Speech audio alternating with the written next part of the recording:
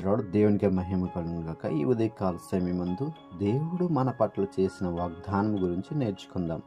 Hebrew గ్రంథము 10వ అధ్యాయం 23వ వచనము. వాగ్దానము చేసినవాడు నమ్మదగినవాడు గనుక మన నిరీక్షణ విషయమే మనం ఒప్పుకొనున్నది నిశ్చయముగా పట్టుకొందుము.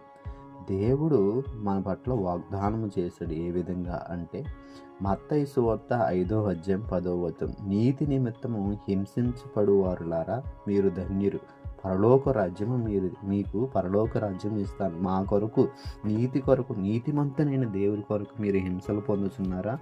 మీరు ధన్యులు, మీకు పరలోక రాజ్యము మీదే అంటున్నాడు దేవుడు.